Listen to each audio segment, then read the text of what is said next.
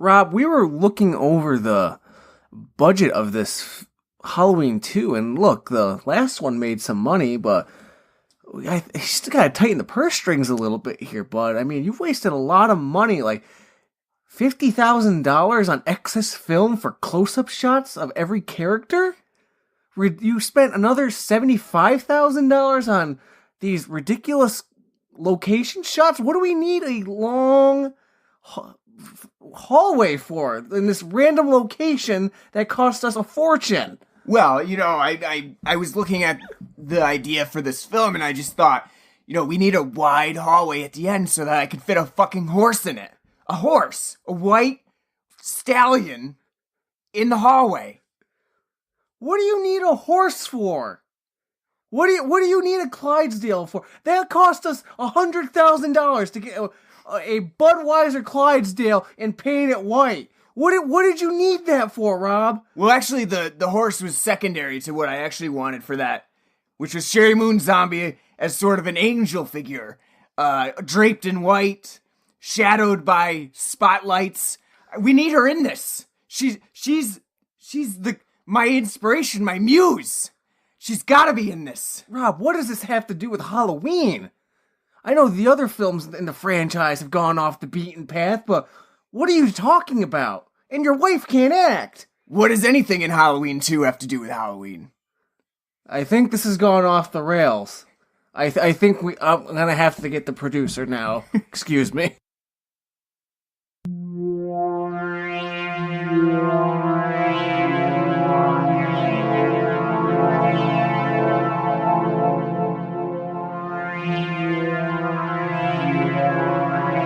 Blood and Black Rum Podcast presents Halloween 2, the Rob Zombie fuck-up production.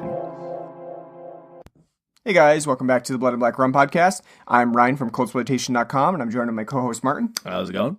And we're back today celebrating the my favorite season a little bit early. We're 4 months away now from October, and so we thought it was the perfect time to do this episode for Halloween 2. Not the good one, but Rob Zombie's shitty version. We thought it was the perfect time. And why was it the perfect time? I have no idea. It's not even because of the trailer. I guess so. Doesn't even occur like within like the 6 month period between. Like that would be May. No, we just decided 4 months later we'll do it. But it's because of the trailer. Yeah, it is because of the Halloween trailer. We talked about that a little bit in the last episode when we did Solo. Yeah. Mallrats is when we talked about it. And so we just decided, since we need to brush up on the Halloweens that we haven't seen before we see the new remake. Well, this is the only one. This is it. Yeah, and we've held out on it for quite a long time, actually, because Halloween 2 released in 2009. We did see the original Halloween, and then we did that Rob Zombie remake for Remakeoween, yeah. So we thought, might as well get Halloween 2 out of the way, finally see it, and, bite the bullet. Give our thoughts on it. I know I wasn't looking forward to it. Martin, I don't think you were either, right? No. 'Cause you had been a big opposer of seeing this film in general anyway. Yeah, I had a boycott on it. After seeing Rob Zombie's remake in theaters back in 2007, I was appalled and absolutely hated the film. To the point where if I wasn't so cheap, I would have walked out on it. And when they announced Halloween 2, I said, absolutely not. I have no interest. No, thank you. I don't care. No, never. No. And never's only 10 years, so. Yeah. Well, I mean, I guess I'm never like a person who will say no to seeing a movie. I'll watch it. Like, I'll watch most movies.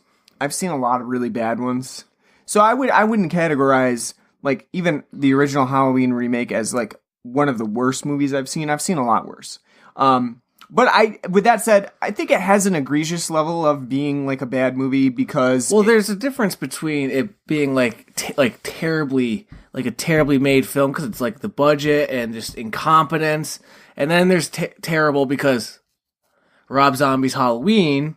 And like most of his other films, except maybe one of his, I would only say maybe one of his films is competent, and that's The Devil's Rejects. Yep. The only really... And it's not even that good. Yeah. Because even House of a Thousand Corpses I thought was crap. So you like The Devil's Rejects more than House of a Thousand Corpses? Yeah. It's normally the opposite, I think. I think for me, it's House of a Thousand Corpses more than Devil's Rejects, but to each their own. I guess they're pretty interchangeable. I haven't seen them in so long. Yeah. And I saw Devil's Rejects first. So maybe you just have like me praising it right now, I'm not saying it's a good film. I didn't care for it, but like out of all the films I could say, excuse me, that Rob Zombie's done, that's like, okay, that's the one that's kind of... Yeah, you'll put up with it. It didn't aggravate me At least in those films, the sort of Texas Chainsaw Massacre like homage is it makes sense. It's meant to be like that. Whereas, once you step out of that territory and you go to something like the Halloween remake, I'm not looking for another like Halloween set in Texas Chainsaw Massacre land. Slash Hills Have Eyes, yeah. Right, yeah. It's like that's the only thing that Rob Zombie really knows how to do is just like make a film that's sort of like Texas Chainsaw Massacre that comes from his hillbilly roots. Well, you know what happened is I imagine he saw Grindhouse and he's like, you know what'd be great? If we took Halloween and made it grindhousey. Yeah, basically. Yeah. It's like the only thing that he really knows how to do and mimic. But he doesn't do it well. Yeah, I mean, I think, well, first of all, I think there's limited returns on that investment too, So you can get away with it once or twice, and you can say that House of a Thousand Corpses and The Devil's Rejects kind of gets away with it. And since they're set in the same, they're like the same sort of like universe that you can do it twice. But then once you start doing it multiple times and you start pulling in movies that really shouldn't even feel like a grindhouse film, that's when you start running into trouble and people stop appreciating like your homage. At that point, it's less an homage than like you're just mimicking those films. It's your stylistic choice. Yeah. I would say too, also, it's wearing thin because it's 2009 now. Sure. At this point, we're kind of shifting away from the torture porn that was becoming prevalent in 2002. So, like in 2003 and 2004, whenever House of Thousand Corpses came out, it's like, oh yeah, this with like Hostel and Saw and all. Isn't this all great and new and fun and gritty, bloody? Everything's goopy, and that was the thing. Yeah, that was big. But after Texas Chainsaw Massacre and other remakes and now it's getting like, okay, Yeah, I think that like that was a problem with the Halloween remake that we talked about during that episode for Remakeoween. It was that not only is the film like overtly gory for no reason, but it's also suffers from a lot of the problems that some of the early 2000 films that when you look back at them, they had, and you didn't really notice them at the time, but you do now upon further introspection, like constant editing. Constant shot editing, like throughout the whole thing, where shots are just interchanged, wham, bam, bam, wham, wham, wham, wham, wham, wham, and you're not even really sure what perspective you're looking at anymore. Constant jump cuts. Yeah, that was a huge issue with the Halloween remake. Unnecessary slow mo. Yep. A pretty big issue in the Halloween remake for sure. And what would you call what would you say another one? Oh, Rob Zombie mistaking just profanity, lacing it throughout the dialogue for like grittiness or realism. Because at a certain point, like I'm not prude. I don't mind cuss words being thrown around. We do it very often. Yeah, we do it often. But there's a certain point when a character's going, fucking this, fucking that, fuck, and then you're just like that. First of all, it loses its whatever strength that word would have, but it also just becomes completely annoying because if you remember, the Halloween remake was way too long in itself anyway. So maybe if you cut out like a couple fucks, you'd save some time on the dialogue that's so unnecessarily wordy. Like in this film, like the whole scene in the ambulance of the redneck talking about how, I saw that dead girl and her titties, I just want to fuck them dead girl titties, getting hard on, like 3 minutes of that. Yeah, that was really necessary, good character development. Really moved. Sure, yeah. and that character becomes very important throughout the film. So yeah. So it's like that's great. That's great. What did this do? Nothing. Yeah, that was a big thing with the Halloween remake there, and I was trying to like refrain from talking about Halloween 2 so much because I just knew that we were going to draw those parallels again to it as we get into the discussion about this film, because I don't think, without going too much into this, before getting into drinks and all that, I don't think Rob Zombie really learned a lot from 2007 to 2009 in terms of, first of all, like critical reviewing and what people said like didn't really work about the Halloween film, because he pretty much doubled down on it. To me, it's he took the original ones. Like, how can I make it more art housey kind of? Sure. Yeah. That's about it. Like, yeah. I'll add this this symbolism. Yeah. And that's it. But it's gonna be the same film. It's gonna be the same film as the first one. It's literally the same film. We'll talk about it when we get into the thing. With like, there's the same beats and like. Yeah. Well, I just feel like he didn't take any of the criticism of his first remake and implement that for Halloween 2. There was really no stylistic changes, except maybe less of an emphasis on redneck hillbilly stuff, because that was a huge, a lot of the first film was just, look at this redneck shit. Look how bad this family is for Michael Myers. At least that we got rid of in the first film, so we could kind of focus on something else in Halloween 2. But they added another stupid shtick to it. Yes, they did. Yeah, we'll talk about that. Yeah. So I don't think he really learned a lot, and that's the huge thing. I don't think he did, because he got it doesn't matter. Who cares if the critic? For him, it's probably like, who cares if the critics don't like it? These assholes are who liked the first one are which again, hindsight being 2020, a lot of people probably won't proudly say it now. I would doubt it. Yeah, but there was a lot of people, and when the original remake came out in 2007, that liked the movie. Definitely. To my dismay. There was a lot of people. I remember, actually. You were one of them. I was because I remember asking you, like, did you see the Halloween? You're like, yeah, I saw it. I'm like, it was fucking terrible, wasn't it? I thought it was okay. I thought it was, yeah, that's what it was. I thought it was okay.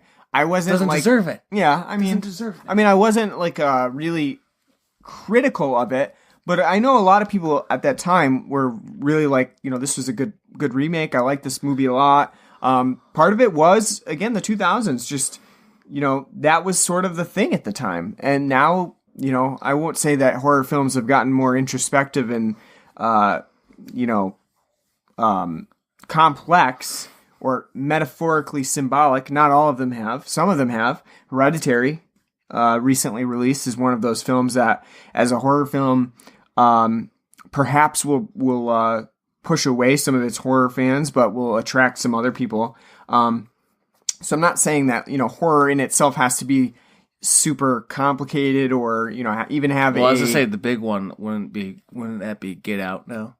Yep. Yeah, but I'm not saying like any. I don't need Halloween as a remake to be political or on the spectrum very metaphorical or symbolic or anything like that. But it's just that, I just think that now we're a little bit over the torture porn aspect that Rob Zombie helped to bring into existence during the 2000s. So I just don't understand when directors and writers come up with they do these remakes, like how they can miss the point so badly.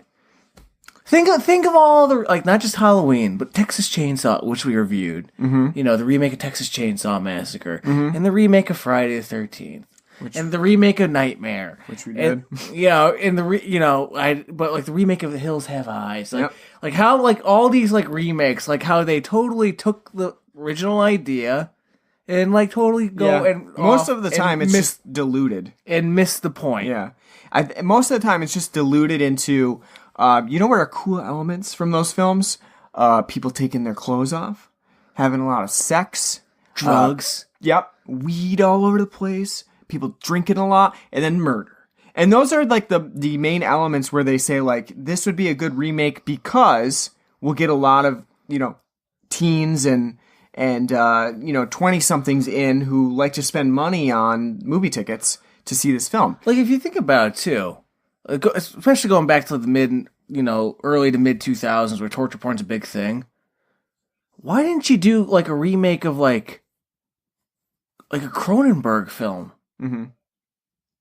Like something back in the 80s that had, like, really graphic, gore. So, like, take, like, Scanners or something. And do it new, Yeah, I mean... or, remake The Fly again, At least with, like... Yeah, with those, you could do body horror and you'd have the...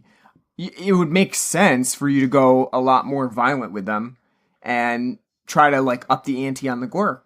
Because that's what those films were about, is the change in your body and that grotesqueness of, changing from one form to another. And that works for torture porn, maybe not so much for slashers. Because slashers really...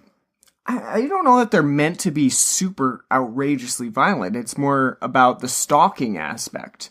And actually, a lot of people do call slashers stalker films because they are more about, like, they're less about literally the slashing. Although in the 80s, towards the end of that phase, they did become more and more violent as, like, Friday the 13th tried to keep up. But they also got more and more ridiculous into parody land because they're like, well, what do we do now? Oh, we'll have Jason slam this chick in a sleeping bag into a tree several times. Is that really gory? Is that more cartoony, like a Tom and Jerry? Right, right. And so I think more so, like, I don't know that the slashers really fit in as remakes into, like, the torture porn element. They try to cram it in there, but they probably were, as we've seen when we did all those remakes for Remakeoween, mostly unsuccessful. Did we do a remake that we thought was fairly successful? Off the top of my head. I can't think of one that we did. I mean, maybe we liked House on Haunted Hill, as nostalgia, but not so. I mean, it's not I wouldn't say a great movie. No, it's. I can't think of any off the top of my head that we did as remakes from that era that really we liked because of that element of trying, kind of dumbing down the ideas of the originals. Going back to the whole, like, ideas of films they should have remade, one of them that they should have done, they did end up doing, was The Thing. Problem is, The Thing, John Carpenter's Thing, you're not going to top, so, It's hard to remake again. I was going to say, like, I was just saying visually, because not, like, it's such a visually stunning film, sure, especially with its effects, and the practical effects, so when you get to...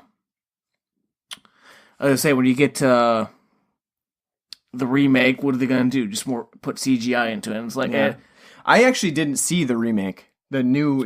I haven't either, but I hear that it is sort of interesting because it's more of a prequel to The Thing than it is an out and out remake. So interesting. It's both. It's one of those remake of sequels. And I can't really comment because I haven't seen it, and I really should rectify that. Maybe we'll do it at some point.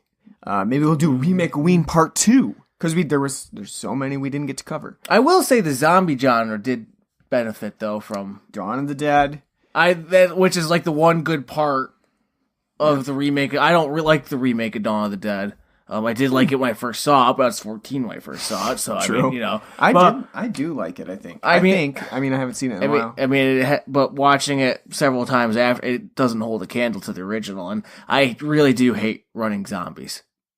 True. I don't like running zombies, but I will say the updated gore that definitely helped zombie films. Land of the Dead benefited from the better gore.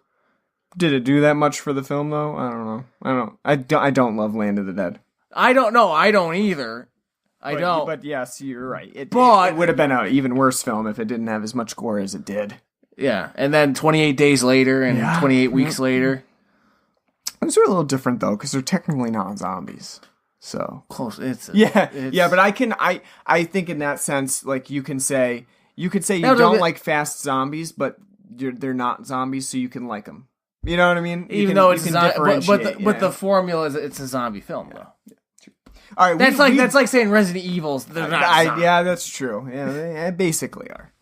We've digressed a lot, so we've got to get back on track here. We'll save the remake talk for another Remakeoween special because maybe we'll do that at some other time. Obviously not. I don't think we're not doing it this Halloween. We've already got ideas for this Halloween, so shut the fuck up. We're not doing it.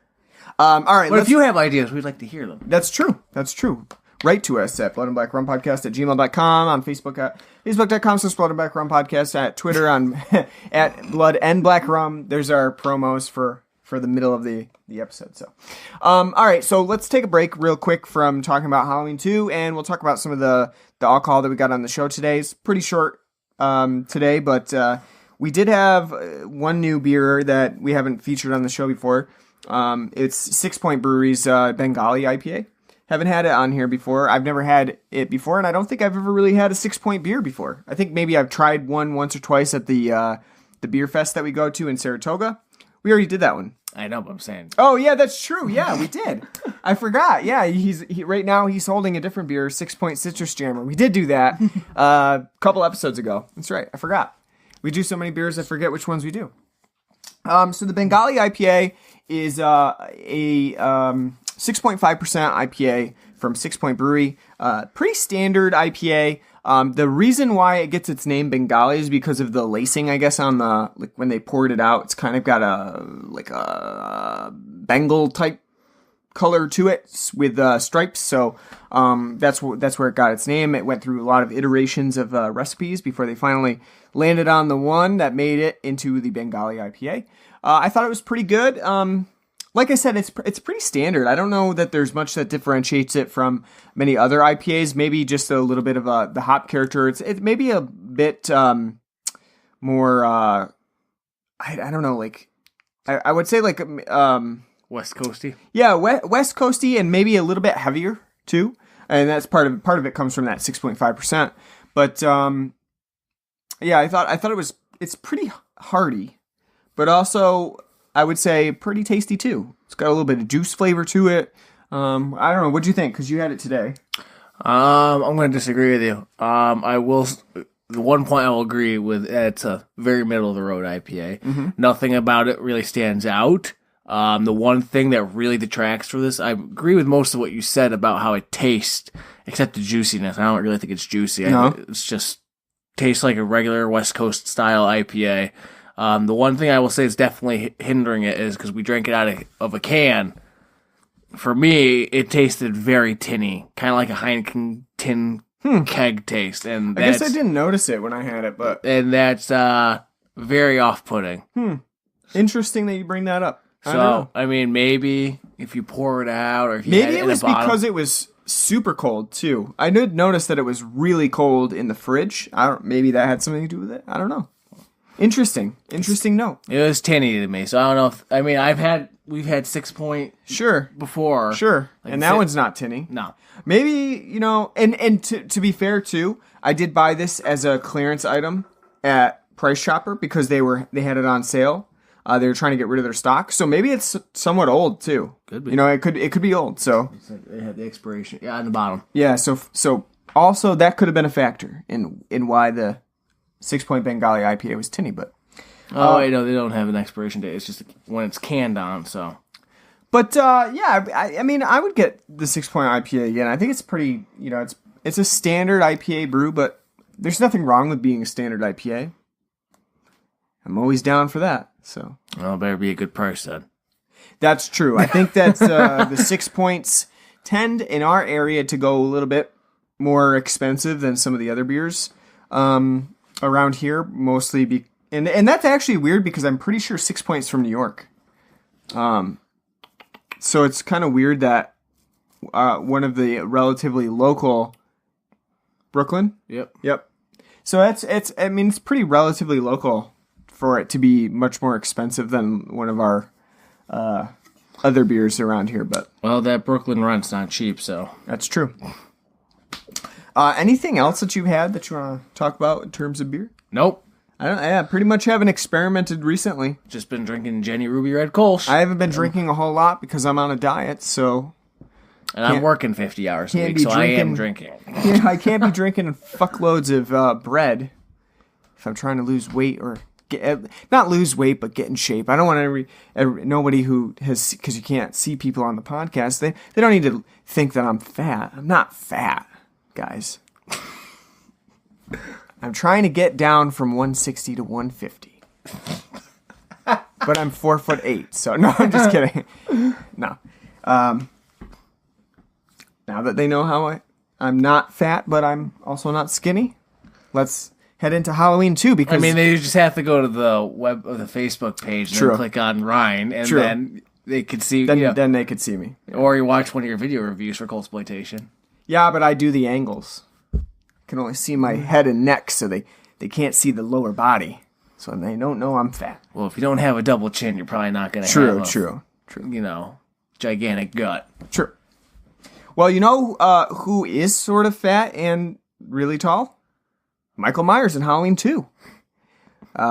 He's everyone's favorite drunk uncle. That's right. So one thing, as we go into talking about Halloween 2, first thing I want to bring up about the film is the fact that Rob Zombie feels like it's simply the greatest thing to show Michael Myers in all his glory without his mask on. It's a really fucking annoying thing. And see his eyes and it annoys me not because I don't like how he portrays Michael Myers in this film, which I don't. So let's just get that out there too. But it annoys me because that was always a really huge thing within the Halloween movies, is that you really didn't get to see much of Michael's face. And when you did, it was a big moment.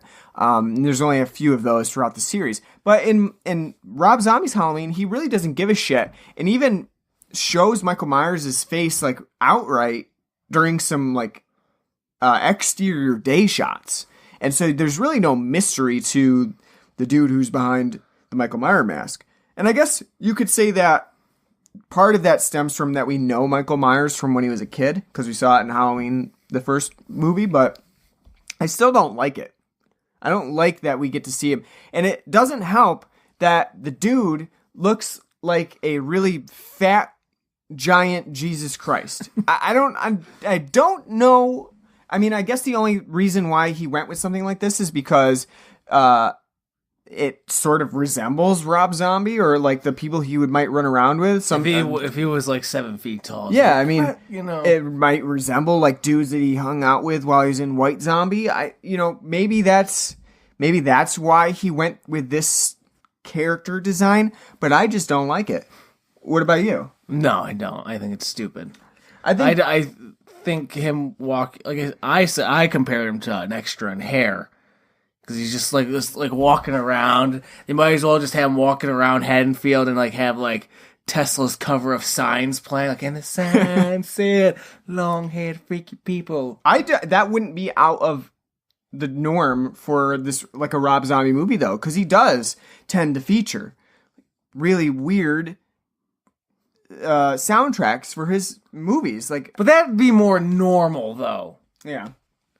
For this film, Tesla would be be a little too normal. Here we gotta have hellbilly music and Rocky Horror Picture Show, because that hasn't been done to death. Nobody likes Rocky Horror Picture Show. It's only been on Broadway for like 40 years now. Ooh. So alt. Yeah.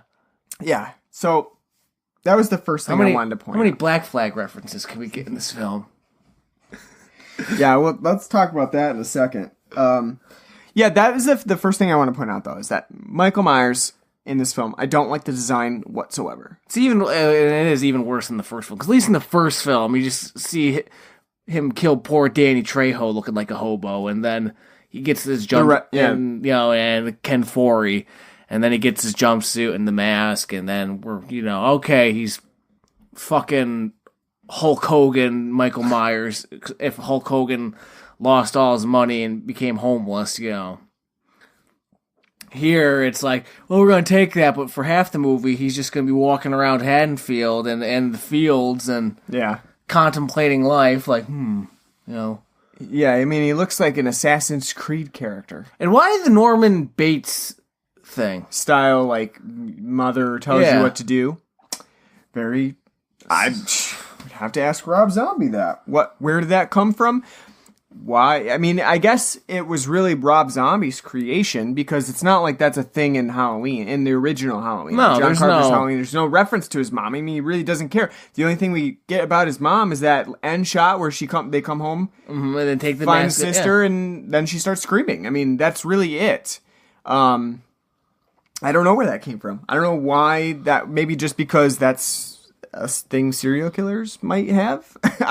I guess they were just complex. There's just like an impetus to have something that drove Michael besides never-ending rage. I don't know.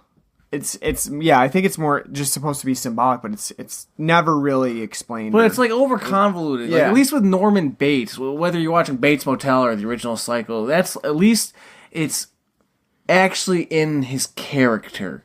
And you get to learn about it, especially in Bates Motel. You know, though that definitely goes off the beaten path of what Psycho originally was, but it's done well. Yeah. You know, not just because Vera Farmiga is amazing, but right. It's done. You know, it's done well, and you get to see that progression. Yeah.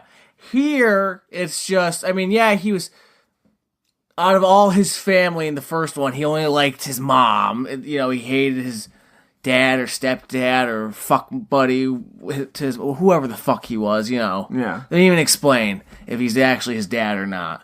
And you know, his sister's an asshole to him, so yeah, it makes sense that you'd want to, you know, kill them. I guess, yeah. If he has this undying rage. But at least in the original Halloween, you don't need all of that.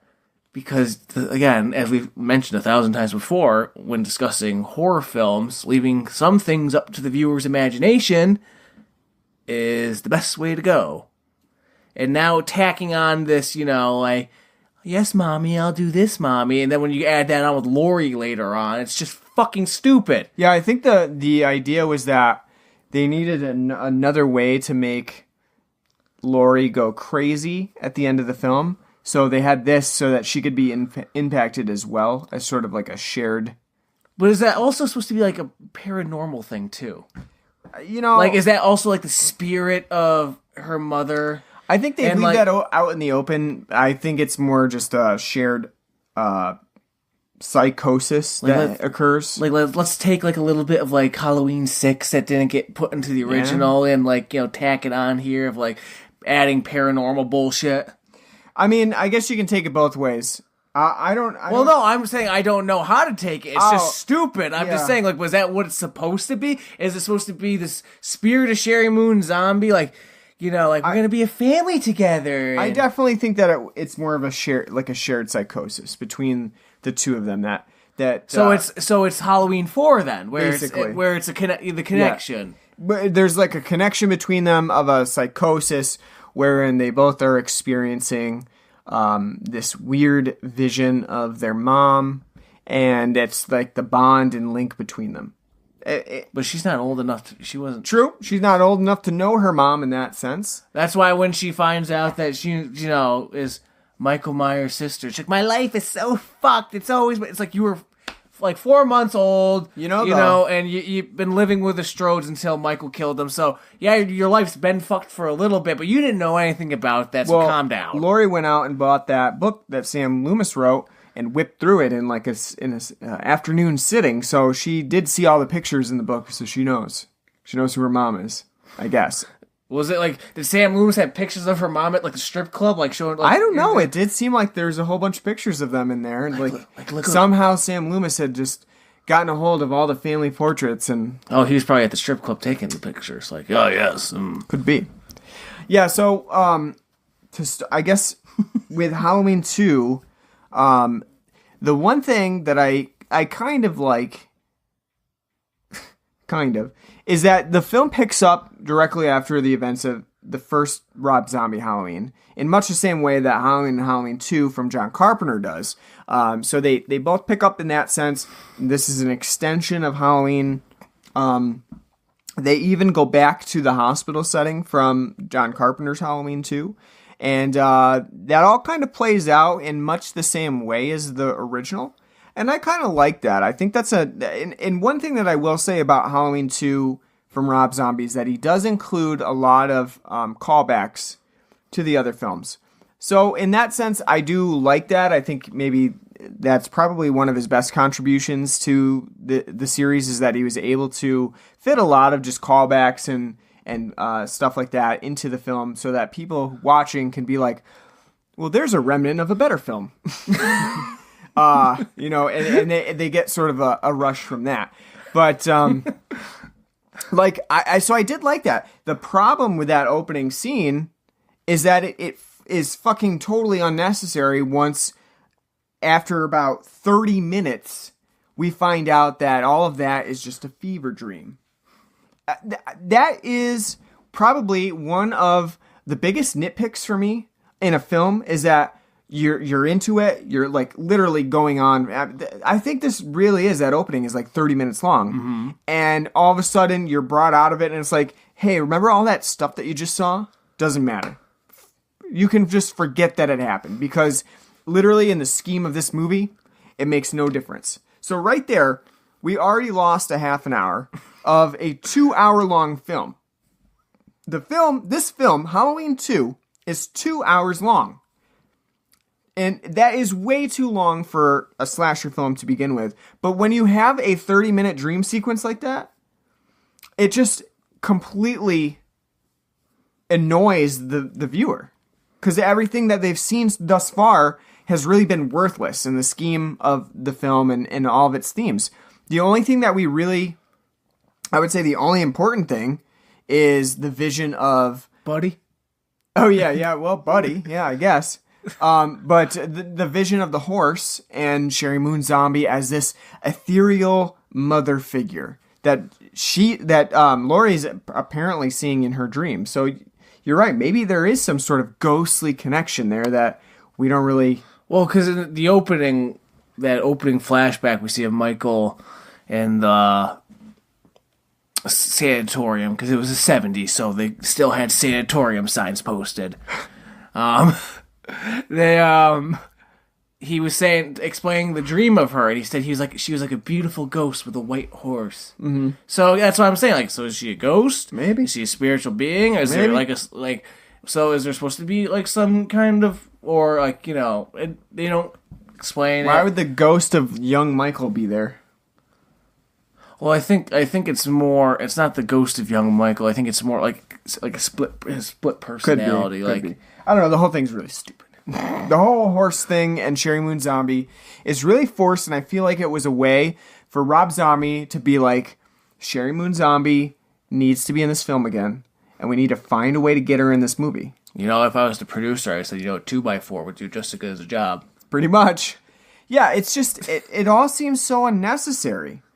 All of that is so convoluted and adds very little to the film. So at that, we looked and we were having some issues watching the movie. So we were at around the hour mark and nothing had happened yet because all of it was taking place in dream sequences that involved Laurie. And maybe the only thing that we really got was Michael tromping through some fields in his hood, looking downtrodden and gloomy. Like he's about to walk out into a Collective Soul music video. Yes, yeah. It all seems such a waste of time. And I would say that, if in a better film, if an hour was wasted on not really furthering the plot, at least maybe it would have been an entertaining hour. But in Halloween 2, it's not. It's a slog. It's not entertaining at all. I think one of the biggest problems is that Laurie is just super unlikable in this film. She wasn't likable in the first film. I agree. I don't think Scout Taylor-Compton... Her, again, as I say, the whole finger bang in a bagel was the because for the most part, in the original Halloween... Well, not original. The original... In the Rob Zombie Halloween, for the most part, Laurie's kind of down-to-earth, more like a normal teenager from today. She does say fucking shit with it. She's a bit restrained. But she's restrained and kind of, more prudish because her friend's like, you need to get laid. Mm-hmm. You gotta get laid and smoke some dope and blah, blah, blah, blah, blah, But, so she's more restrained and conservative, but, she's still, acts like a normal teenager. But the whole, oh, mommy, oh, she's, fucking finger banging the bagels, I really don't like you, from the get-go. You're just acting like a cunt. Yeah. Use that word. Yeah, she was being a cunt. Yeah. But in this film, she just is a cunt. Like, she said, nobody gets my problems. They don't understand what I've been through. While she's talking to Danielle Harris, like, yeah, I got stabbed in the chest. and I have a permanent scar on my face. Several, you know. Yeah. Yeah. Still look cute, but, you know, I think it's still have scars. And at least I do like that part where she's like Laurie bitching to her, and she's like, and when Danielle Harris finally does like go off, she's like, "What do you mean? I have to deal with your shit. I know what you've been through. I went through the same shit. Stop being such a bitch." And it's like, thank you, because I just told you that. I'm like, man, I wish she would just be like, "Oh yeah, you're right. No one knows. No one knows what you went through." You know. I know. I was left for dead. Literally, at the end of the first one, I thought, she's dead. Basically, she is left for dead. I don't know that we see her really after the fact. You kind of just are left now to assume that once the cops got there, they were able to resuscitate her and bring her back to life. Same thing with Loomis. Like, how did Malcolm McDowell survive? He had his, like, skull caved in, True. Seems okay now. Maybe that's why he's such a bit... He went from being like an incompetent asshole in the first one to a douchebag who's incompetent in this one. So it's like his head getting caved in by Michael's man hands. Yeah. Make him like, I'm the greatest thing on earth now. I was just thinking Michael would be super great at like shotgunning beers. Smashing it on his head and drinking it. But I think so, like Laurie herself does not do a great job of leading Halloween 2. Like, so you're not really... I mean, I wouldn't say that I'm really rooting for her. And not only that, there's just not a lot of stakes through the first hour of the film. I will say the only person who's likable in this entire film is her one friend from the cafe that has white hair, because she's not a bitch or anything. Yeah. She doesn't really talk or anything, but, like, I like her cat, the rest of the people. Her cavalcade of friends.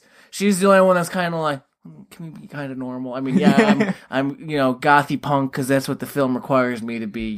This like fight the man. No one understands us type. I love shit. Rockabilly, and, anarchy, stuff like that. I like Black Flag and a cup of coffee. No caffeine, please. Decaf. But she's the only one that's likable because she's just like Yeah. Just like, normal. Like, while her other friends, like, like every other Rob Zombie film, just like, oh. I actually thought it was pretty funny when Laurie was, like, screaming in her face and like, I'm not me! And she's like, you know what I mean? And she's just like, no, I really don't. It's so funny because, yeah, no one knows what you mean, Laurie. She's us. She's the viewer. Yeah, basically. What's going on? To be honest with you, though, I think the person who is maybe not the viewer, but playing himself is Malcolm McDowell, because he's constantly throwing out these lines that make you think, like, was he saying that for real? Is that in the script? There's one scene where he's talking about like how he has to shovel out this drivel for the masses, and it almost seems like he's talking about this film and not really so much like as a character Sam Loomis writing a book about Michael Myers, but as Malcolm McDowell saying, why the fuck am I in another Rob Zombie movie? But the money. That's the job. Yeah, that's the job. There's a great moment in this film, probably one of the best moment in this film, where he goes on Chris Hardwick's fucking terrible talk show that apparently has Weird Al Yankovic as the sidekick. Why is Weird Al in this movie? No idea. I mean, he gets terrible lines too. Really terrible lines. Like one of them, he literally just says, "Snap!" And Weird Al just snapped on you. And Malcolm's like, I've been humiliated. The only thing about that, though, is that I can kind of imagine a Chris Hardwick talk show that's that lame. That's the only thing. Not anymore. Let's say Chris Hardwick not having a talk show anymore. Let's say low rent Seth Meyers. Yeah, I guess, yeah. And Seth Meyers is pretty low rent. So. True. But there's a scene after that where Malcolm McDowell has been basically mocked the whole time on that talk show, and he comes out and he's screaming at his publicist. He's like saying, that was the biggest mockery of my life, screaming at her. Then he walks past the like a concierge desk, and he's like, "Have a good night." It's so hilarious because I feel like that could be Malcolm McDowell. Like after Home Alone 4 or whatever he was in. I think that's 5. Home Alone 5, and he comes out the Sprint commercial. Yeah, in the Sprint, he's like coming out and yelling at his publicist. But then the Sprint producers are like, "We'll see you later." He's like, "Oh, have a good night." The one line I liked.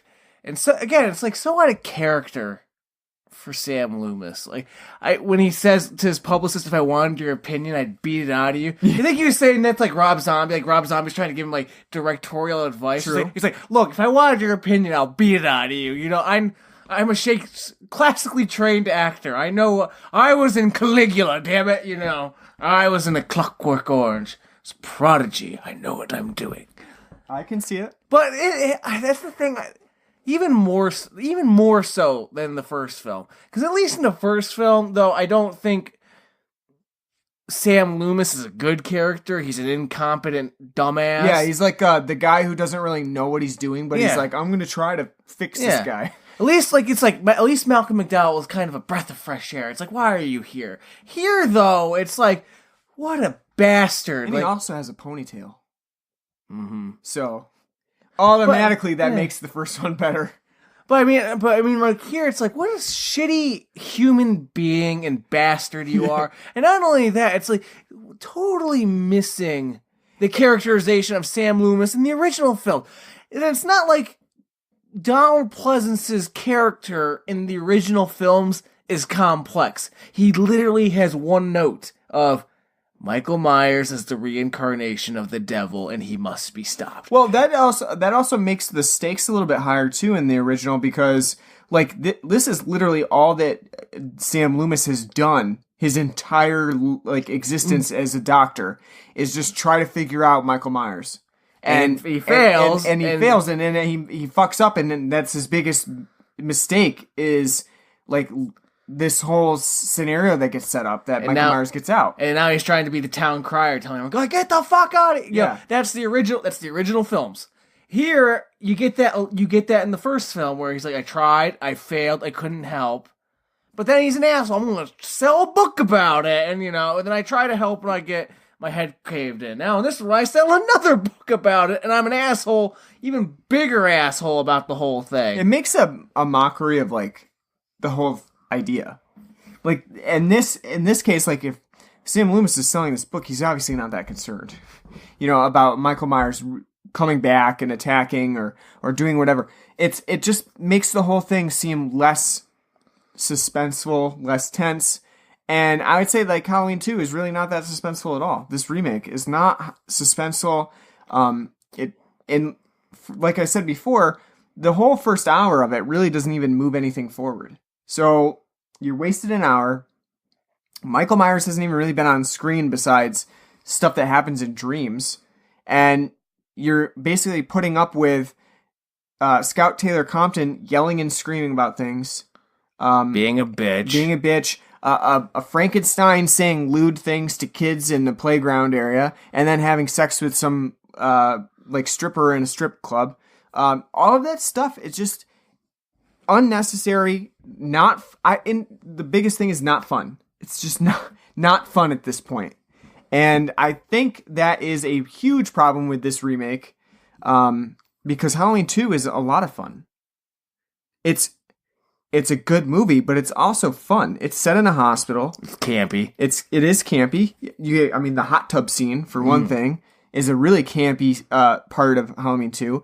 But I think the biggest part of it is the ending's ridiculous. Yep. But it's unbroken from the first part of the first movie, and it's set in one locale, and that locale is unique.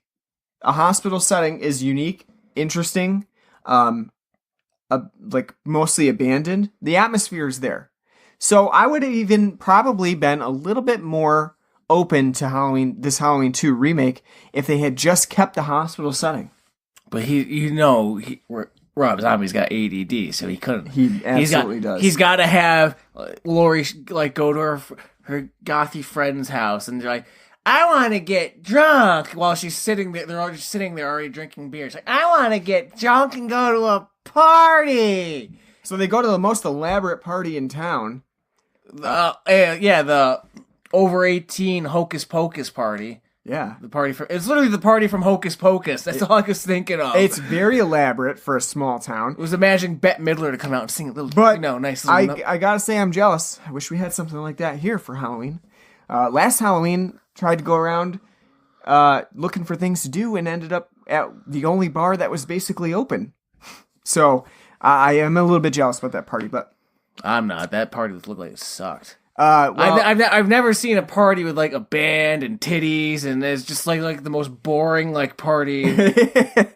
Rockabilly part. That's why no one was really into the music. Because it's really hard to imagine that a small town like Haddonfield has a massive rockabilly crowd. Brian Setzer just rolled into town, and he's got his, they're going to play some, not Christmas songs this time. Break out them Halloween numbers for this one night, and then we're going back to Christmas music. That's right. But I don't know. I do. The one thing that I also like about Halloween 2 is that it at least has an abundance of the Halloween season. It's not like Halloween H2O, which we also did, which basically pissed me off because it has very little Halloween in it whatsoever. So that's a big selling point to me. So you must love Fallout 4 then. It's set. Sure, yeah. It's set during October, yeah. But that's a big selling point. It did work. At least there are some decorations and shit like that. And Rob Zombie does cut out a lot of like the hillbilly-esqueness of it because it didn't really make sense in Haddonfield. It's not even like the town that you see. The overview. It just looks like a normal normal Americana town. Very like mid-range houses. But the main character, again, Laurie after this traumatic event now has like, I got a tramp stamp and, this tattoo, I'm kind of growing out dreads a little bit. I have all these I will not be a bitch today, like written lipstick, like on the wall. I mean, she does need that. It wasn't written there, but she does need "I will not be a bitch today." No, there was something like something like something bitch and like. But you don't need the Alice Cooper poster and that Kiss T-shirt. You need that picture of the kitten saying like, "Hang in there." Yeah.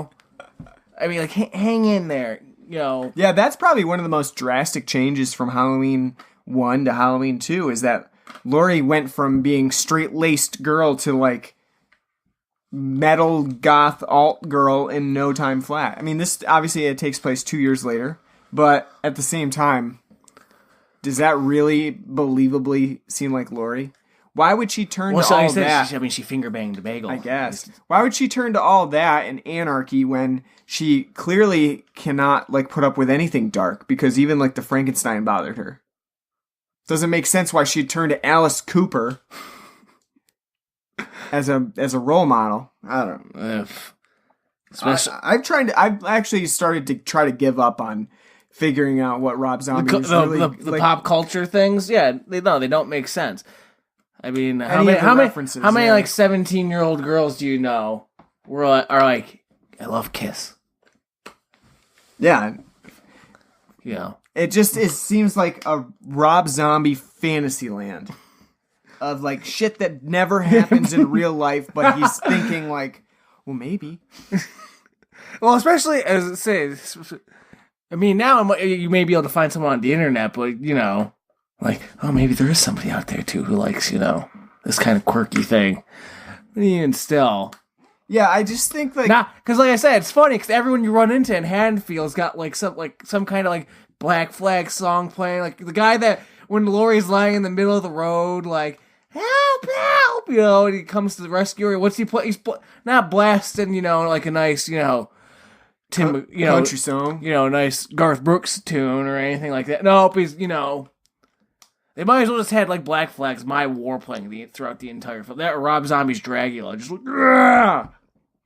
Basically, I'm glad you brought that up because Halloween 2 is a glorified music video. Yeah, even more than Halloween because of all of its like experimental avant-garde nature. Is basically a long music video, a very long music video, for a Rob Zombie song. Because there's even that one moment where Laurie's kind of flipping out and like having all these different visions in her dreams, and there's just a whole lot of like strobing and her banging on a glass coffin and slowed and sped up, and it's horrible. It's ghost ship-esque, like, it's horrible.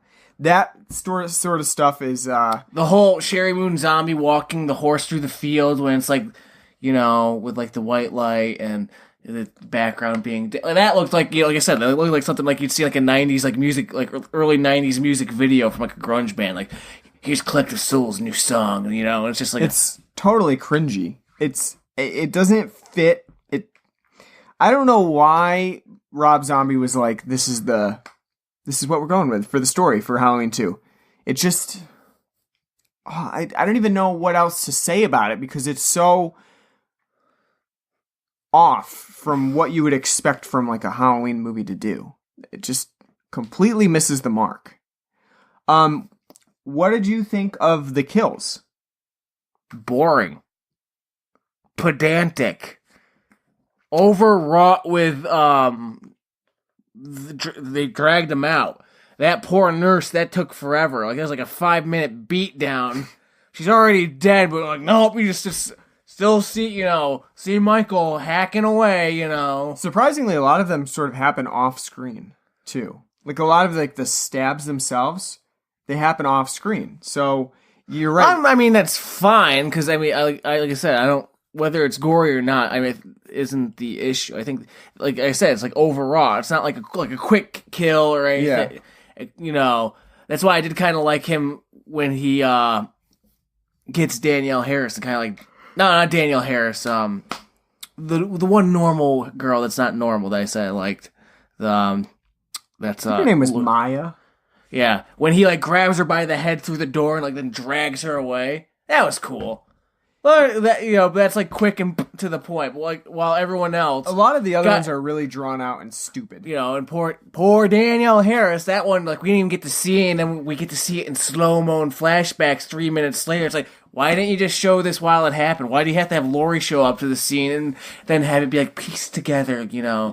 Is that supposed to be like a psychic thing, like to connect? Like, look what I did, sis. I took your friend and murdered her again. She's Poirot. She was putting it together at the scene. Yeah, but I think most of them are like so overdrawn that they just become stupid. Like the whole part where he's smashing the stripper into the glass like 15 times is like, okay, can tell. Yeah, I can tell. I love too, as I point out to you, can tell like, yeah, that's not her anymore. That's a sex doll. He's slamming into the the fucking mirror because it's like, yeah, that's not her. I will say at least the gore scenes at the beginning of the film in the hospital were pretty good. Like the surgery scene itself. No, that was actually pretty well done, I would say. Not necessary, but not necessary. That whole scene's not necessary. I mean, the whole dream sequence. That's why they didn't have a budget to show some of the stabbing and stuff. They wasted too much money on the elaborate stitching and all that. I think at least that part of it, the gore was pretty good. How'd you like what'd you think of the Freddy's boiler room in the hospital? Oh my god, yeah. That didn't give it away that it was a dream. I mean, she falls into basically like an incinerator vat full of bodies in the hospital's basement. Like, where in any hospital have you seen that except for maybe like Indonesia? Like an Indonesian hospital, just like massive vat of dead bodies. I don't know if Rob Zombie thinks that's a thing in hospitals. Like they just have, the morgue in the basement that just throwing, oh, this one's dead, throw it in there. But no giant incinerator. Otherwise, not-for-profit hospitals would be doing pretty well on heat. I was just about to say that. Yeah, I mean, we got another one. Got a guy down there, like an old, like trained, conductor, like groundskeeper Willie, like shoveling coal. Instead of coal, it's a body. Yeah, thank God, the other one almost burned up. Yeah, no, fire has run low. That doesn't happen, and at least not in my experience in hospitals. But that the setting itself though did look a lot like Friday the 13th, or I'm not sorry, Nightmare on Elm Street. Like, I was expecting like 1, 2, 3. Maybe at that time Rob was like, if this goes well. Well, the film, like I said, the film does have not just Halloween references, but Yeah. like, so it might be a nightmare like he's referencing that because Maybe. the ending with her on the bed, that's from Psycho. Yep. That stare and off, though there's no dialogue in her what she's saying. That's the ending of Psycho right there. But also, it's the beginning of Halloween too, because she looked very similar to the way Michael did when he was in the sanatorium, as we're saying. Well, so I think it was a callback to that too. I think it's more like, it's a callback because the way her hair is and draped over, she looks like more like Mike. She looks like young Michael. Yep. But at the same time, it's a Psycho reference.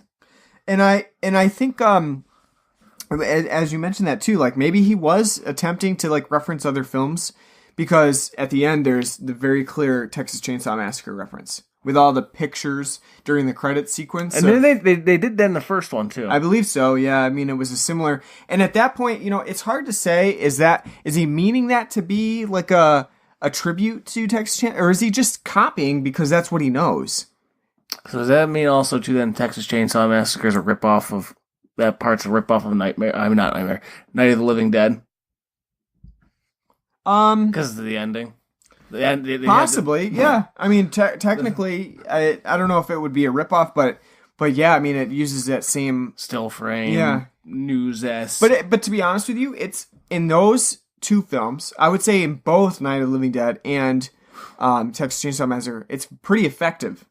Well, no, I agree, especially in Night of the Living Dead, because that ending, a total, and fuck you. I think it's really effective in Texas Chainsaw Massacre too, because it looks very realistic. It makes it look like real crime scene footage. I mean, in Halloween 2, no.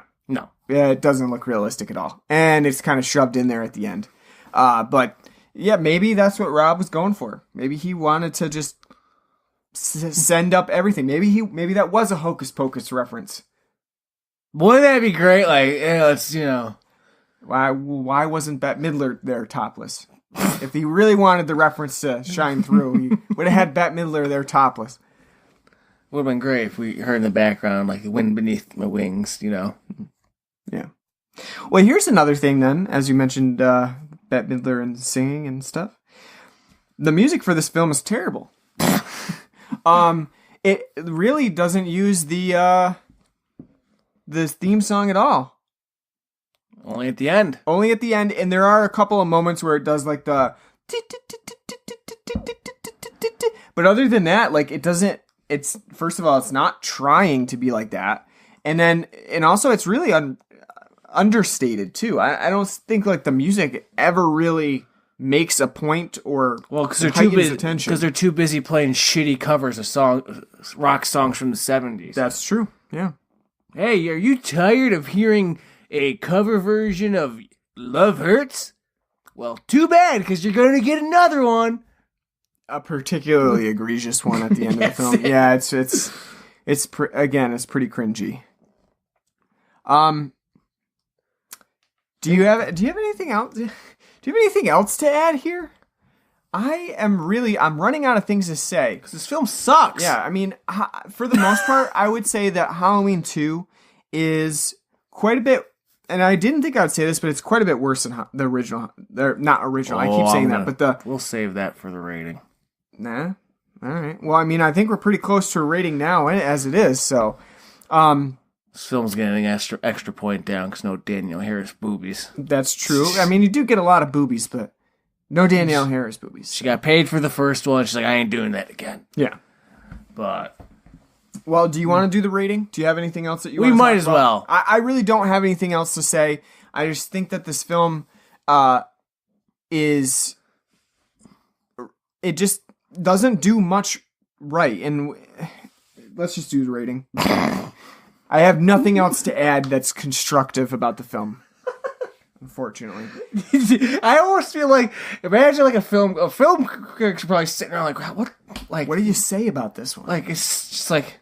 Yeah. It sucks. It's just not good, Rob. That's it. It's just not good. All right. So out of 10, I gotta think of a good one because, there's definitely some funny stuff in here that we can use as a rating system. I just gotta think of one.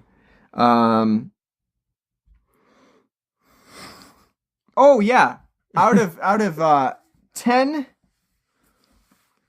croissants that guy had in the hospital, the security guard has in the hospital scene. I thought they were donuts. Whatever they were. 10 cronuts. Guard. I say because he's a security True, guard. so stereotypically has donuts. All right, out of 10 Poor buddy, I feel bad. Though that whole scene played out like a stereotypical. She's like hysterical and he won't listen. Like, I'll save you, don't worry. I'll leave you in there. Oh, the old car just won't start up and I'm dead. Yeah, it's true. Good thing it was a dream. He's okay. Buddy was fine. Don't worry. He's okay. No problems there. All right, so out of 10 cronuts, because I'm not sure if they were croissants or donuts, what would you give Halloween 2? I'll give it 8-2. Wow, that's low. I don't know if we've ever given that low of a rating before. Nope. This is the lowest. I think that's the lowest. This is the lowest I've ever gone. A 2. Though Mako was damn close to a 2. This film, and a lot of this is just pure rage factor. I mean, if this didn't have any ties to Halloween and it was just like a general slasher, it'd probably just be a 3. Mm-hmm. But this film is even more of an egregious piece of shit than the first remake. It's directionless. It looks horrendous. All the actors, even the ones that come back, are terrible. Absolutely dreadful. Malcolm McDowell is yet again wasted away. And like I said, I do like to think that like some of those gem lines he has is him ad-libbing, going off the script. The plot is stupid. The connection they're trying to make between Laurie and Michael doesn't make any sense because they don't even really elaborate it. So that's where you kind of using your own imagination to fill in the gaps doesn't really work because you're just like, well, what the hell is it? Is it a psychic connection? Is it a paranormal ghost-like apparition that's affecting this? Like, what's going on? It's stupid. This film's offensive in how bad it is. It's literally, I'm glad I didn't watch this for 10 years, and to be honest with you, I wish I never did. This adds nothing to the franchise. It's nothing new. It doesn't have any interesting ideas. It's boring. 2 hours is way too long. This should have been an 80-minute fucking film. Get to the hospital after the original. Be in the hospital. Get chased down. And try to survive throughout the rest of Halloween night with the sheriff like, oh shit, he's still up and running, and Loomis, and have, like, in the original, have Loomis running around like, I warned you, but you didn't listen, and he's coming back, and, we gotta really kill him this time. I got my wooden stake ready, and, my silver. I'm really having a hard time fully putting together a coherent rant because this. And I think you summed it up well. This film's not fun. It's dull. It's boring. It's pedantic. There's nothing to it. This film's egregious. The overuse of close-up shots on characters' faces, for no goddamn reason. Poor Brad Dourif, who has to suffer through a lot of close-up shots of him, and he has to deliver a facial expression on one of the toughest things when he learns that his house was the one that was attacked and that the police are being sent to them. And Rob Zombie does like an unnecessary, like super close-up shot of his face. And of course, at that point, any actor is really going to stumble on that. Like, how do you, as a close-up, how do you deliver a like legitimate expression to that? He's really just stuck with going like, oh no! And it's like just such a exaggerated facial. But I don't blame it on him. I don't blame it on his acting. I blame it on Rob Zombie unable to direct that scene in a way that would make it look believable. And yet again, the script is terrible. The dialogue is egregious. Like as you said, it's just filled with fucks for the sake, stupid ass lines like those two damn ambulance drivers talking about, fucking dead bodies for no, because it's a Rob Zombie film, so everybody's got to be creepy. Just like in the first one where the security guards at the mental institution, they take girls out and rape them, because it's a Rob Zombie film. This film's stupid. And I can almost think from the ending of this film, the idea was if the third one gets greenlit, it'll be Laurie's the killer. Laurie's gonna break out and be the one, to take up the mantle. Which would have been even worse. Yes, and so thank God that, got shut down.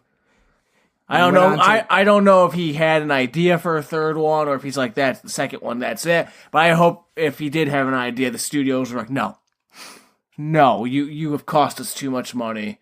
This property's got to go thanks again. This property's got to go in hibernation for fucking 10 years. Well, he went on to deliver us 31, which is another shit fest starring Malcolm McDowell, so he didn't learn much there either. I don't know. I would give this movie, I guess I'd give it a 3. I did not enjoy it as much as even Halloween, the first one, and that's saying something because I did not enjoy Rob Zombie's remake very much either. I think that pretty much everything about this film just screams, it's not that it's so bad that it's good, it's just plain old bad because Rob Zombie's clearly trying pretty hard in here. And that's what makes it worse, is that it's trying so hard and getting so convoluted and complex for no reason that adding all of the experimental shit in there, it just is overstuffed and becomes stupid. And it really loses... Bloated would be a good word. Yeah. It loses a lot of the charm of like just a very simplistic slasher film. And instead it just replaces that with, like you said, a lot of stupid dialogue, a lot of like eccentric characters just because in basically an hour-long dream sequence of nothing happening that doesn't contribute to the whole film. So the part of the half of the 2-hour running time is just completely unnecessary, that you don't need to even have seen it. I don't like Michael's design. I don't like the mask in this film. The mask basically just gets ripped apart at the end of the film, so it's really just like he might as well not be wearing one. So it doesn't even really look like Michael. I said actually at the beginning, even though it was a dream sequence, the Michael Myers mask at the beginning of the film when Laurie's in the hospital kind of looks like a rejected Slipknot mask, especially in the rain, because he's got sort of like this cornrow thing going on. Just god-awful. Completely horrible. So... One thing we didn't bring up, I'll ask you this. What did you feel about Michael at the end actually speaking and yelling "die" to Loomis horrible. As he stabbed him? I didn't want to hear Michael's grunts. I didn't want to hear his groans. I didn't want to hear him speak. Yeah, he grunts a lot. Yeah. It's like... He's just kind of like, ugh, ugh. He's like the John Williams at Frankenstein's monster. I was say he's like John Williams after he got that call from Disney. Yeah, like, oh Jesus, To be honest with you, though, I mean, I would be very offended at the whole die, but by the time it's the end of the film, yeah, it's like whatever. Just I don't fucking let it end. Let it end. However, you're right. Die, yes, film. Die. However, Rob Zombie needs it to end. Let's get it there. All I gotta say, really, to end it is, poor Brad Dourif, poor Caroline Williams, who just has a minute cameo in this film. You might know her from Texas Chainsaw Massacre. I would say poor Danielle Harris, but I've kind of heard she's a bitch, so maybe not poor her. Poor Octavia Spencer. Don't know why she's in it. Don't know why she agreed to do this film, but poor her. And poor Margot Kidder, God rest her soul, who at least in 2009 wasn't on her deathbed yet, so didn't really have a reason to say yes to Rob Zombie. Maybe he threatened her with violence. I don't know. But all I can say really is... And you can't say poor Malcolm McDowell, because he knew what he was doing. He knows... I'm not going to say poor man. The man does it for the love of cinema. And so I guess maybe he's only doing it to try to better what he knows is going to be a shit fest.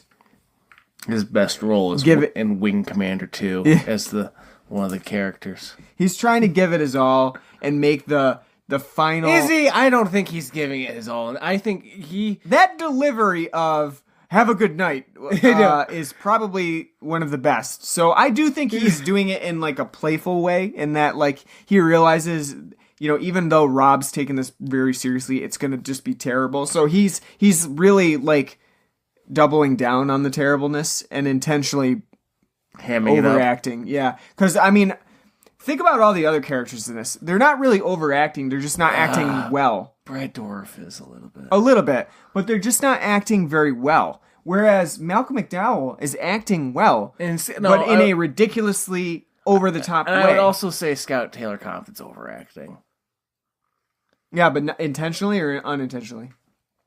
Unintentionally. Yeah. I mean, no, it's unintentional. Part of that I blame on the writing itself for her character, though. The script's just 20 pages of her script. Yeah, pretty much. You know who's not overacting? Sheri Moon Zombie. Because she's not acting. Yeah.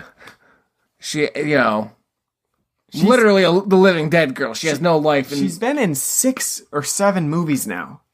And she just has not gotten better at acting. Literally, they should have just put a 2x4 it up. Like, this is your mother, Michael. And it's Plank. I don't want to insult the man's wife, but she just can't act, Rob. You gotta let her go at some point. Literally, I've got to say, there's like 1,000 reviews out there for all of Rob's films that say, why the hell is Sheri Moon Zombie like center role in this? And he still hasn't learned, and he still doesn't want to accept that she, fool me once, shame on. Do you think it's that, or she's like, Rob, you have to put me in the movie, or I'll divorce you? I could see it being that. He's just like, or maybe Rob Zombie's such a nice guy in real life, and he's just like, I can't tell her she's terrible. That could be true. Yeah. So what'd you think? Oh, great. He has rose-colored glasses on. He just can't see it. Everything she does, he's like, that was perfect. I bet you, all of Sheri Moon Zombie's scenes were done in one take. No criticism, no nothing. Just okay, that was good. We'll take that one. Do you want me? I can do it this way. No, that was good. Yeah, it was good.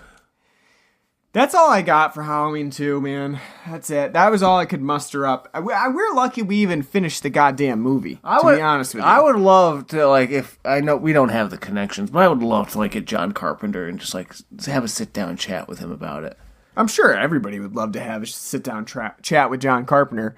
But the man's a grump. That's why it'd be great. So just sit down.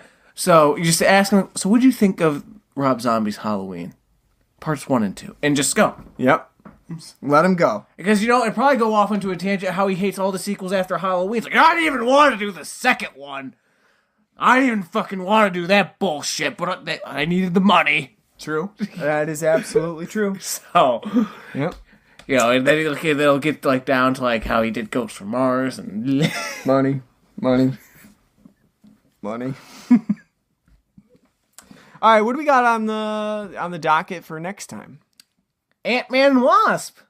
Going back to them comic book films. That's out next week, right? Yes. Yeah. So that'll be our next one. Or if you love America, we can do The Patriot. You haven't seen Ant-Man. Have you? No, but this, you don't really need to. I think one of the taglines I saw is, how the littlest hero is helping after the war. So I'm assuming somewhere in here, Infinity War is getting fit in. The aftermath, this is taking place as the aftermath to Infinity War. I thought it was going to be, right before the Infinity War. And then, at the end of this film would be, the lead-in to, what happens at the end of Infinity War. Well, they'd have to both survive, because it'd be stupid after the sequel of Ant-Man. Well, Ant-Man's gone, or Wasp's gone, because we just introduced Wasp, Yeah. So. I guess we'll see. I'm imagining their technology is somehow going to be used down the line to... I did like the first Ant-Man, so... I just want to see Paul Rudd. Just want to see Paul Rudd. Tying it back to Halloween. Paul Rudd with a tiny Sierra Nevada. All right, so Ant-Man and the Wasp for next time. And then we'll get back to something more... spooky? Yeah. Yeah. Well, not just for the sake of Halloween, but for the brand's sake of the podcast. True. Something a deep cut. Something you've never heard of before. No. Something like Mako. That was a tough one. Please. That was a tough one. All right. Thank you for listening. I did this once before in the show, but I'm going to do it again. You can catch us on... You really should just, like... I know, I should, like, just record this once and just slap it on the end of it and be done with it. I know. That way, if, like, after when we're done talking, and I say take care, because that's how you know the episode's over. That's right. You can have that tacked on, so people can be like, I don't need to listen to this shit. Skip right over it. So we're on most podcasting apps that you can think of. We're on Apple Podcasts. Google Podcasts just came out. We're up on there. Stitcher, any other place that you can think of. And then you can find us on our Podbean at bloodandblackrumpodcast.podbean.com. That's where our episodes go up first and where we're hosted. You can find us on Facebook at facebook.com/bloodandblackrumpodcast. We're also on Twitter at bloodandblackrum. We do have some followers and stuff there, and we'd love to retweet and have conversations with you about the episode. So check us out and send us a message. We're on... Let's see, what else are we on? We're on cultsploitation.com, so that's sort of our podcast network. So you can check us out there and check out other cool movie reviews and cult film stuff over there on cultsploitation.com. We have an email address at bloodandblackrumpodcast@gmail.com. And as always, you can catch our episodes early, one day early, by donating to our Patreon page on our Podbean account. So check that out at bloodandblackrumpodcast.podbean.com. You can become a patron and help us out with our podcasting fees. Thanks for listening. We will catch you next time with our Ant-Man and the Wasp episode. And we hope you enjoyed our episode on the shitty Halloween 2 remake. Take care.